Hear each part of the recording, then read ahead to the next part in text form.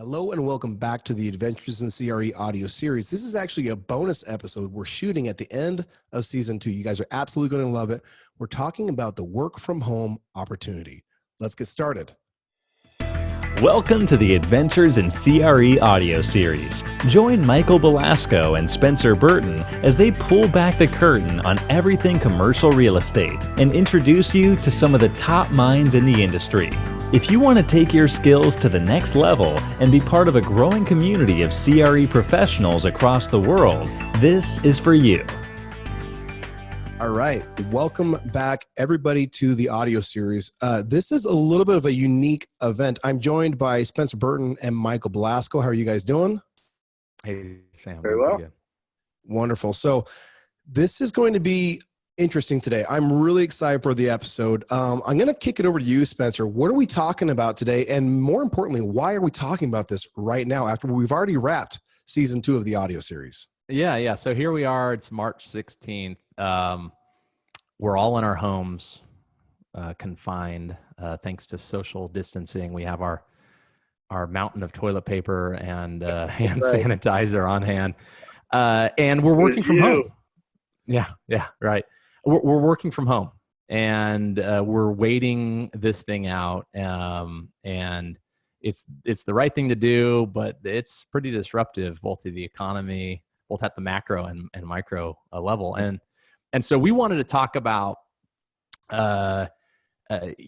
what this means for work in real estate. And I want to put a positive spin on this. So this is something I've been thinking about actually for quite a few years. And I think there's an opportunity here. And anytime there is a big disruptive event in the economy, it changes behavior, both at the corporate and at the individual level. And so if I'm in real estate and I have this unique skill set to be able to analyze real estate, there's a work from home opportunity that I think would be cool to talk about. So that's the premise behind this special episode. It's going to be absolutely phenomenal. I mean, I'm excited. I know a lot of folks are already starting to do that. And in real estate, okay, so the Adventures in CRE website, our accelerator, the whole thing is about what? What is the crux? What is the big idea of what we do in the accelerator, I guess? Yeah. So actually, let me set it up this way.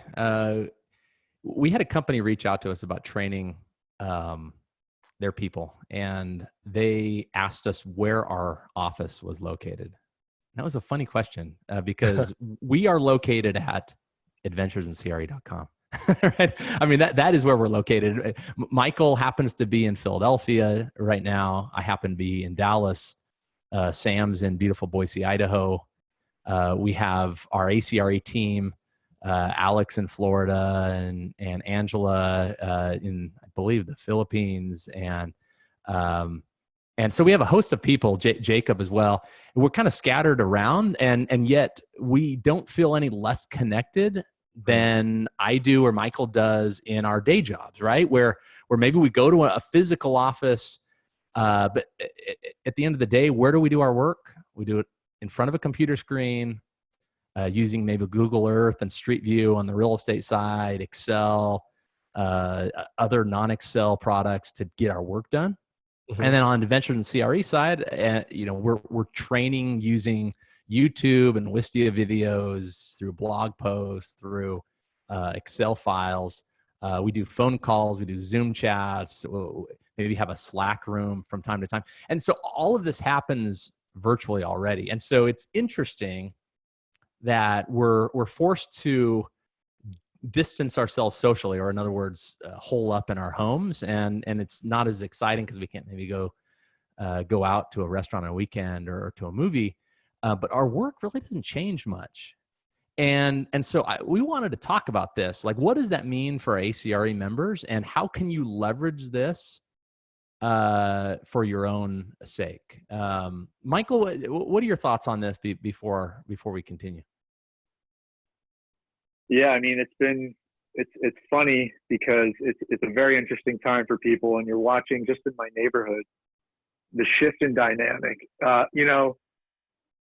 My life actually hasn't been disrupted at all because I'm very much a part of this virtual world of working, right?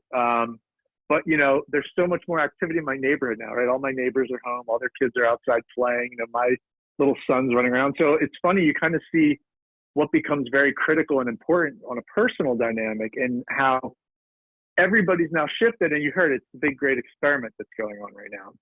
And it'll be funny to see, or it'll be very fascinating to see how everybody transitions. And I have a strong feeling, and Spencer and Sam, we were talking about this offline, that this transition will be surprisingly easier. This is just my prediction. Will be surprisingly easier for many people than people probably realize. And it might become sticky, this whole transition. So, and Spencer, you really preempted this conversation, but it's very topical, and it's definitely a fascinating conversation to dive into, especially with regard to our industry, and how much this can transition and probably be beneficial from an employer perspective. From an investor's perspective, is even more interesting.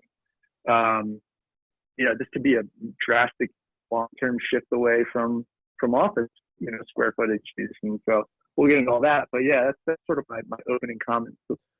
So I'm a reader, I'm a listener, and I'm sitting at home and I'm listening to this, or maybe I'm over at the blog and I'm reading a transcript and hey, this sounds really great. I want to go listen. So where do we start? We start because we've got a big audience out there, anywhere people that are students getting into real estate, or people that are seasoned and have been, in the game for a while. So where do we kind of start with this virtual game, the big opportunity for people? And I know that's a big spectrum, but maybe let's kind of start with the discussion of where are we starting? We had an old norm, and now we're kind of shifting to a new norm. So where do we start? Yeah, let's start from 30 years ago. What did underwriting a real estate deal look like? And then let's fast forward to today and think about how we underwrite and what tools we use to underwrite today. And then think about the work environment and whether the work environment has transitioned to today's way. So let's think 30 years ago, right? Pre-CoStar, you could almost say pre-Excel. Certainly Excel existed back then, but most people didn't use it in the way that we use today. And so IRR really wasn't a thing in real estate. More sophisticated analysis wasn't a thing. It was, you heard about a deal through the brokerage community. They sent you a package in the mail. I mean, even 30 years ago, your OM showed up as a book that was this big. And I mean, I wasn't around back then, but just talking with the old guys that I've worked with over the years, your OM showed up in the mail as a big book like this. One of the first things you did is you drove out to the property and you looked at it, or you flew out to the property if it kind of met your criteria. And then you did some, what we today would consider back of the envelope analysis. And it was a lot of gut. You had some data, but it wasn't like the data that we have today. And you made a decision based on kind of less than your perfect gut information. Yeah. And then you would put these, so if you worked at a larger firm, you would put an investment committee memo together. Not that long ago, they were using typewriters to do these things. They would grab maps. I've heard from guys at some of the larger shops that, I know this sounds crazy, but they would like cut a map out and they would paste it onto a piece of paper as part of their investment committee memo. And so that was then. And so what did you need? You need copiers, you needed fax machines, you needed phones. You had a secretary who handled calls that came in from brokers. Mm-hmm. There was a lot of in-person meeting because a lot of your information was just like word of mouth. So if you needed comps, you were calling brokers. You were constantly meeting with people in person. You were going out and you're seeing, if you needed to see what the neighborhood looked like, you had to drive there. Those were the options. And you were taking pictures so that those pictures could be pasted into your investment committee memo. So fast forward to today, and what does it look like? Well, virtually something, every day in your email box, you're getting, dozens of opportunities that you're just sifting through. And most of them you don't even look at. And you're doing some quick back of the envelope analysis. You're pulling up a Google Earth. You're doing a street view. Maybe you grab a CoStar really quick and look at the submarket. and you're making decisions in an hour or two or three, completely looking at your 26-inch dual monitors, right? And what might have taken weeks 30 or 40 years ago, you're doing in a few hours. But again, in front of a screen, wherever you are, you may be located in New York and you're analyzing a deal in Dallas, and you're not flying out to Dallas at that stage, and you're sifting through all of those. And that's changed. However, the work environment, I mean, it's changing, but there hasn't been a fundamental shift like a lot of people thought. And so you're working in New York, you're living in New Jersey, you're commuting an hour and a half in on the train. You're sitting at the office for 10, 12 hours in a day, frankly, doing work that you could do sitting in Keokuk, Iowa. I was just happened to be there last week, so that's what made me think. I was going to say it's a random spot. It's a random place, but the reason it made me think this is we were in Keokuk, my wife and I, this beautiful. Well, the town itself is a little run down because it's falling down on opportunity, but beautiful, kind of over a bluff looking over the Mississippi River, just gorgeous. We drove by this Victorian home built in the late 1800s. A mansion for its time. I mean, amazing with this view over the river, $199,000. Wow. Right. You know, like multi-million-dollar home in a lot of other places. And I'm going, not everyone wants to live in Keokuk. Don't get me wrong. I'm not trying to suggest that. What I'm trying to suggest is there's dislocation in this sense where we're forced to live in places maybe we don't want to live. Or maybe we do want to live there, but we're forced to live in a place because that's where the office is. But does the office really need to be there? Mm-hmm. Mike, kick it back to you. I mean, am I off base here? I mean, you're a Philly guy. I grew up in Idaho, born in Montana, so maybe I'd rather live in Missoula than San Francisco. But you've lived in San Francisco. I mean, what are your thoughts on what life used to be like versus today, and the fact that we still are forced to be in that regional office type environment? Yeah. I don't know if I'd go quite as far as that type of dislocation, but the premise of what you're saying is very true, which is you don't have to be at the office. Maybe my central office be in San Francisco, but to not have to walk into maybe there is an importance to being geographically located close by, but the idea of having to commute back and forth every day is required. It might go the way of the dinosaur, because I agree with all of what you're saying. Basically, your quality of life can improve tremendously. That's productivity. We were sharing this CoStar article I think you'd sent to me about the decreased productivity due to commute times. Now, commute times are becoming just exacerbated with more traffic.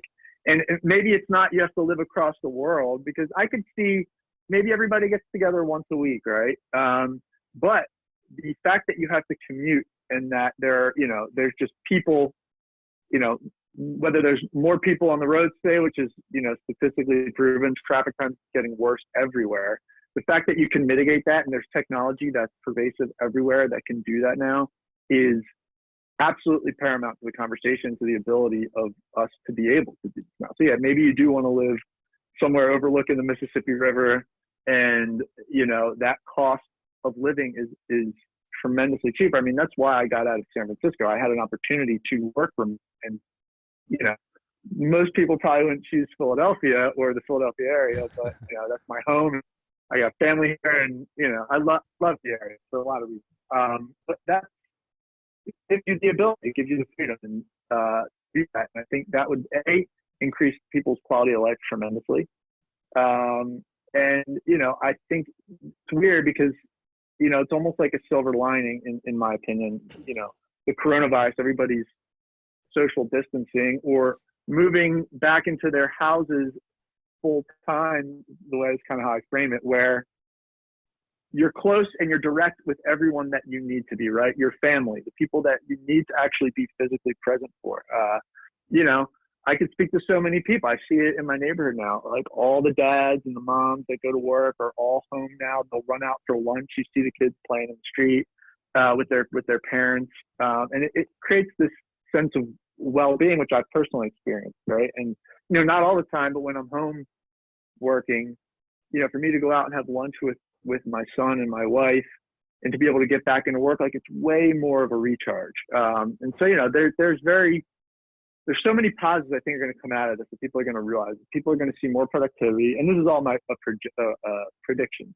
I think people are going to be more productive, and I think people are going to feel more content with their life, provided they don't get sick, and God willing, we get through this, and it's not like a major crisis on our hands here, which I'm hoping not, and we'll see. But the silver lining is that there's going to be a realignment, and people are going to hopefully be much more fulfilled working closer to home or from home.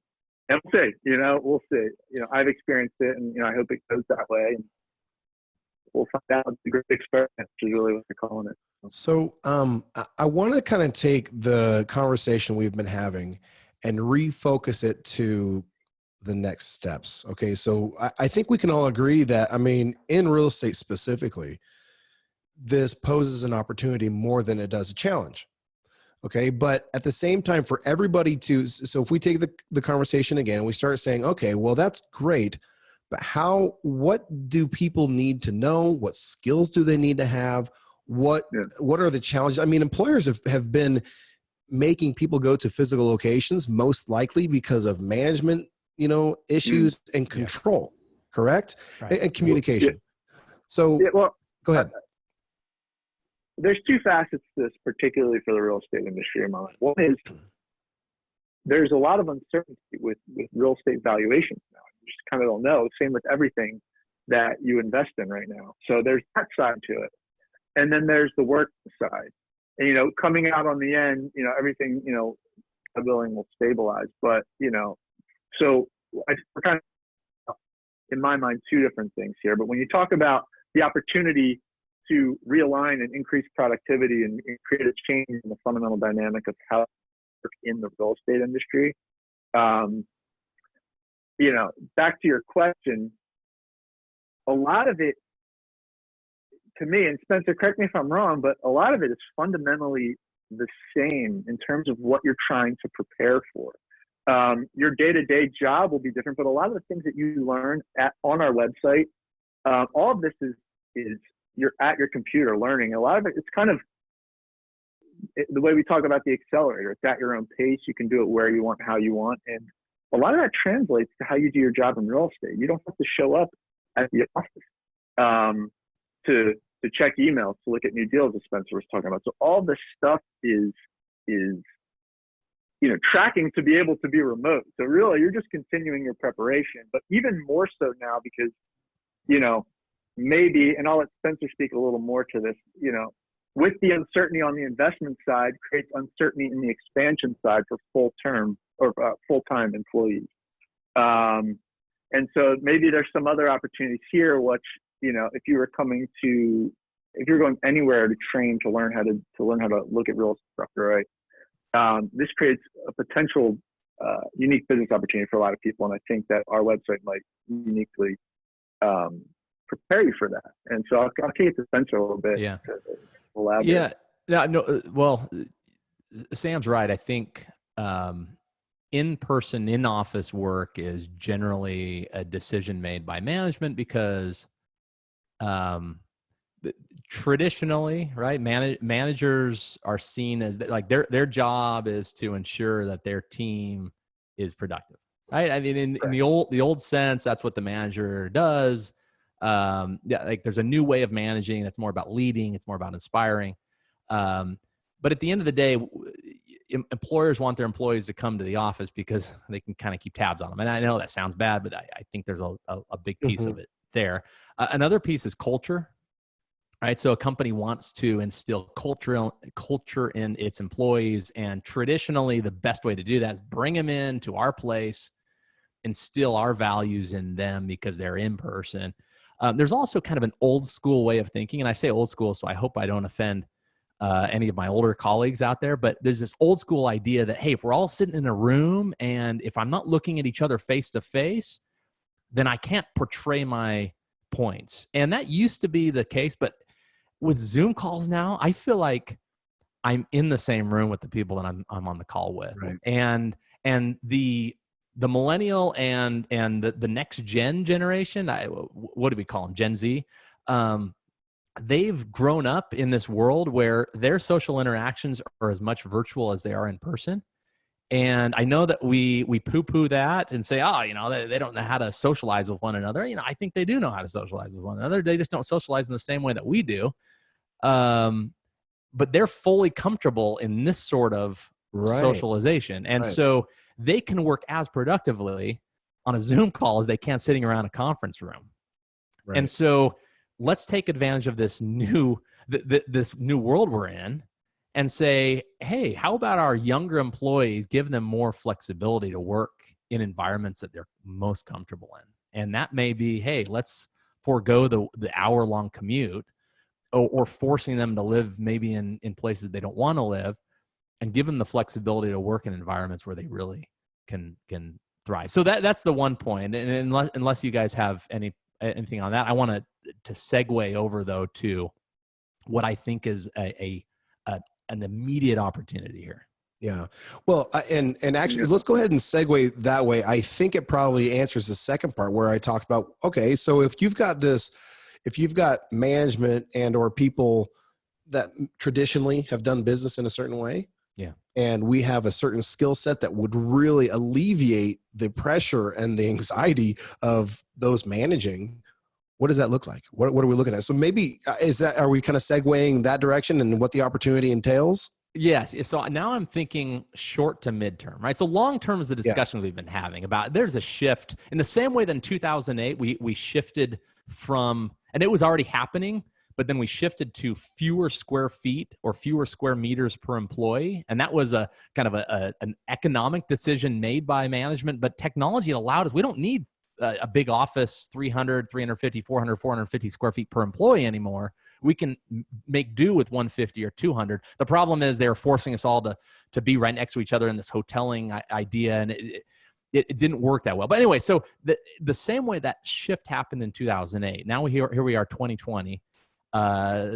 This pandemic happens. We're forced to kind of diverse, and you could see now an environment where employers are going, maybe the folks can work from home. But in the short and midterm, here's where I think the opportunity is in real estate.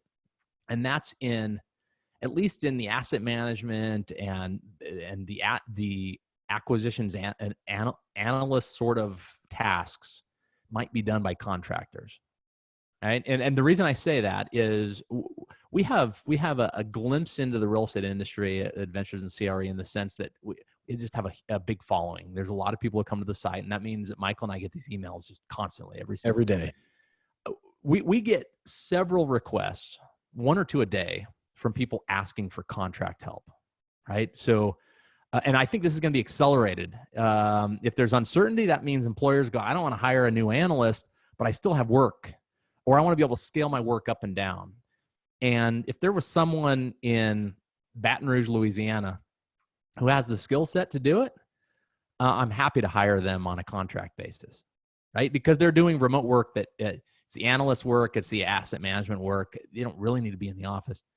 And we get those requests constantly. Now, unfortunately, with full-time jobs, families, Adventures in CRE to manage, we can't take any of these. And so we turn all of them down. But they're constant. And I think they're going to increase the number of people who need contract help. And there are very few people to fill that. Mike, thoughts on this? Or I mean, you see them as much as I do, those emails that come in. No, I completely agree. I mean, I don't really have much to add. I think you hit it on the head.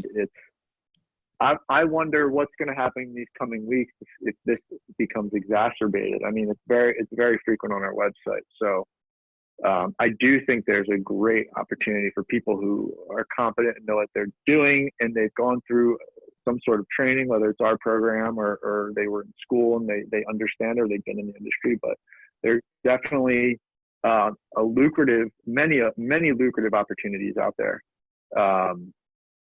For people to get into this third-party consulting position. I agree. Well, 100%. and even if we go back, you were talking about real estate 30 years ago, no Excel, modeling on the back, back of the napkin type of work, and really going with your gut. So when it comes to the content that is on Adventures in CRE, these models, when it comes to learning financial modeling, this is new.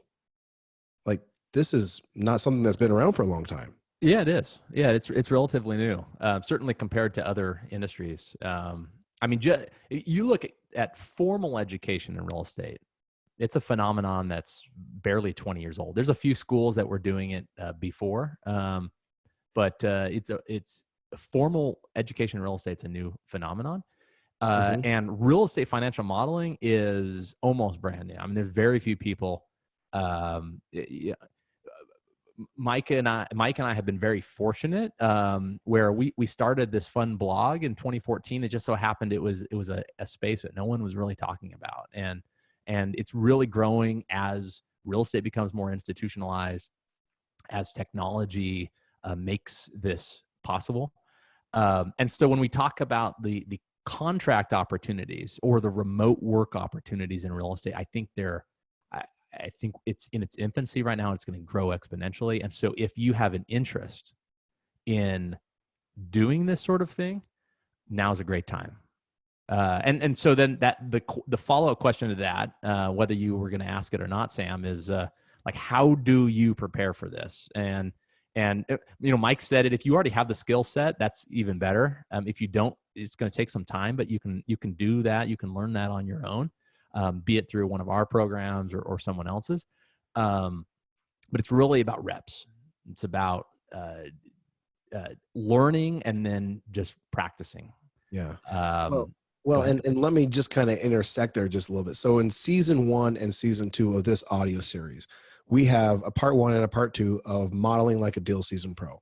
Okay. And by the way, those episodes were the most popular, most listened to episodes of each season thus far. And one of the things that we talked about was, we understand now that it's a huge opportunity, that we need to learn how to model and do it proficiently.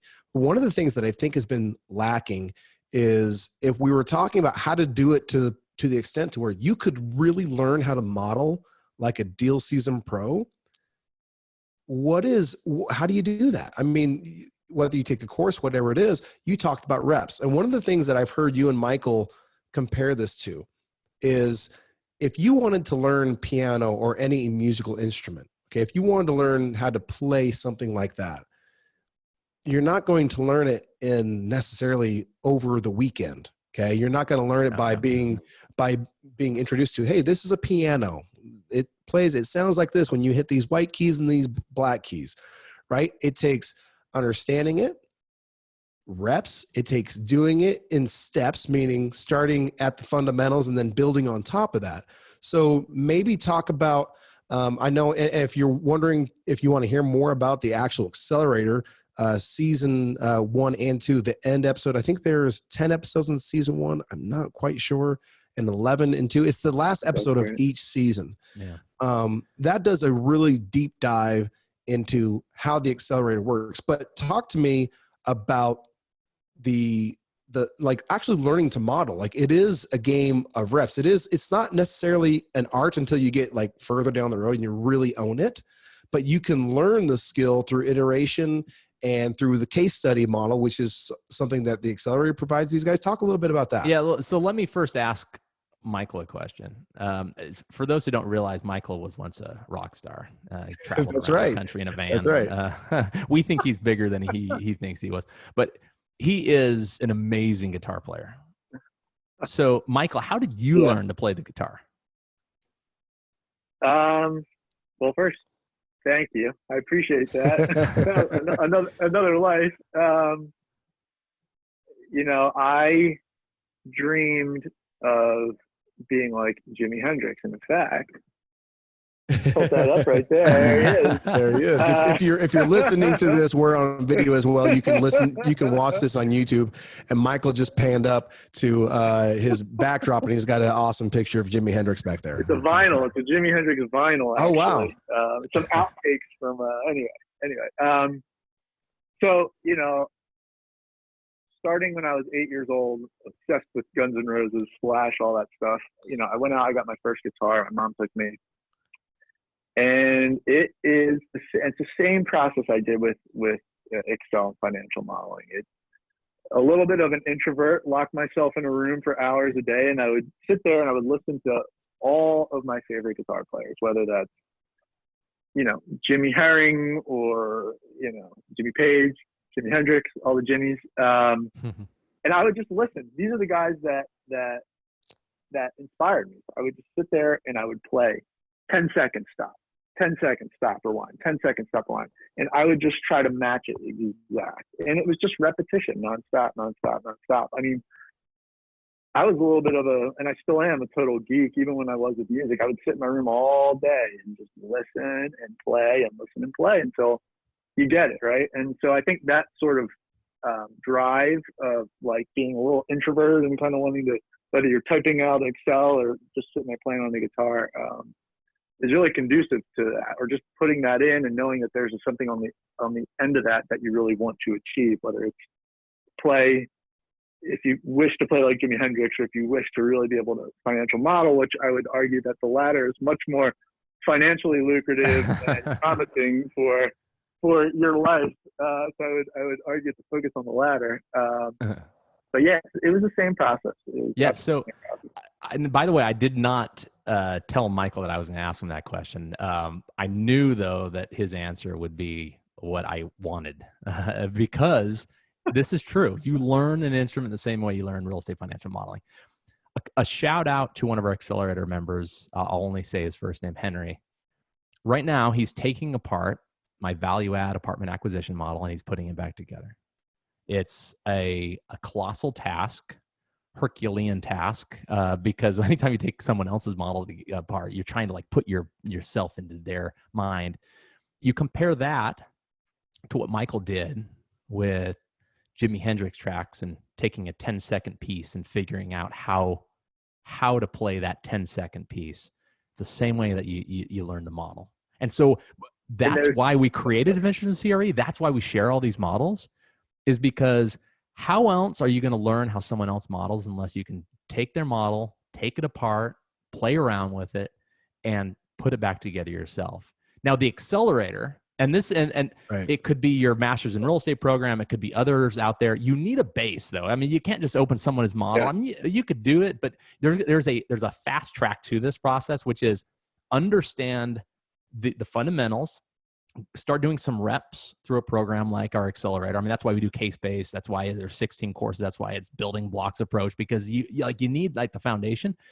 But you don't stop there. And so I'm speaking now to our accelerator members or anyone who has a baseline in real estate financial modeling. And you're saying, I want to make a career out of this, or I want to become a contract analyst who I'm at home, wherever I want to be, and I want to do this for a living, or I want to go work for a great institution. You start with that base, and then you just get reps under your belt. And you don't have to have a job to get reps under your belt. You go to loopnet.com, and there are thousands of properties that you can underwrite tomorrow. Right? Michael? There's a second piece to this. Yeah, there's a second piece to this. And actually, it's the same with learning how to do real estate financial modeling as it is with playing guitar. Once you get it, that's when, and as dorky as it sounds, that's where really the magic starts happening. Because once you get the foundations, anything that you get asked to do or challenges that you get, you already have the foundation, and that's where it becomes fun. That's where it gets really creative. That's where, like, if you learn to improvise, you're prepared, right? Okay, what's the parameters, right? You're playing an A minor, or this is a value add multifamily deal, right? It's kind of the same thing. We're like, okay, here's the parameters. There's always unique quirks to everything, but you have the skill set to do it. And that's where, to me, it's really fun. I know a lot of people, like, there are people out there that just do not like financial modeling, but when you know it to that degree, and then you're sitting there looking at all these different investments, whether it's one-off deals or whether you're looking at raising all this different capital from people and you have to analyze the different opportunities, that's where the magic is. You can build that out and you fundamentally truly understand what's going on. You can look at the return metrics. Like, it's great to be able to look at everything and say, "Ooh, something's not right there. This doesn't make sense." To be able to find out where it is. You built this massive, multi-tiered waterfall model with 5 different options, and you can look at something. Something's not right there because I get it. I understand the reps, or the profits tripled in what the equity multiple said. The IR looks weird compared to the other ones. You wouldn't know that unless you really got it. Okay, what's going on there? And you just go and you find it. When you discover it, you fix it. It's pretty. To me, it's very gratifying, right? And you can then go and talk. Whether you're talking to Jonathan Gray or whether you're talking to your neighbor trying to convince them to invest, you have that skill and you understand the language of real estate. So, and from an investor perspective, which to me is one of, if not the most important language in real estate to understand. So it's getting the reps, understanding it, and then all of a sudden you have the door open to be creative. And I was once told this, it's not, music is music, but everything in the world, it could be music. Anything and everything, including real estate financial modeling. I found sort of, dorky and corny as it sounds, there is music to real estate financial modeling. It's really sounds. It's true. I mean, I get that same excitement sometimes when there's a life still going on and there's creativity and you're running stuff. I mean, anyway, so I digress. Let me finish, Sam, because I'm sure you're looking at the time. So if you feel the energy that Michael feels, and by the way, I feel the same way. It's fun. Anytime I get a new challenge, that's what makes it so exciting, right? If you feel that same energy and you're at a point now where you understand the fundamentals and you may not have seen every challenge, but you certainly know how to tackle that. And I'm really speaking to our accelerator graduates right here. We have people who need your help. They email us constantly. And so we're going to post in the description of this episode and also on our website, just a form. If you're interested in helping people who reach out to us, if you're interested in taking on contract work, let us know. We need someone to refer these folks to, because right now we just turn them down. We'd love to refer them to you. So let us know. And Sam, back to you. Yeah, I'll just say, as far as a couple of administrative things, you can go to learn more about the accelerator. It's adventuresincre.com/accelerator. Okay, that's where you can learn more about the program. The show notes and to find out about these opportunities, just go to adventuresincre.com/audio series. One word, no spaces, no hyphens. Audio series. And you'll find the show notes for this particular episode, as well as if you scroll down the bottom, there will be a link there for you to put your information in, and we'll follow up with you after that. So this has been an absolutely phenomenal episode of this podcast. Thank you so much for tuning in, and we will see you on the next. Thanks for tuning into this episode of the Adventures in CRE audio series. For show notes and additional resources, head over to www.adventuresincre.com/audio series. Would you like to learn real estate financial modeling in a matter of weeks and do it with zero guesswork? If so, the A.CRE Accelerator is for you. The Accelerator is a step-by-step, case-based program designed to teach you exactly what you need to know and in the order you need to know it, so you can gain both the knowledge and experience to take your career to the next level. To see if the Accelerator is right for you, go to www.adventuresincre.com/accelerator.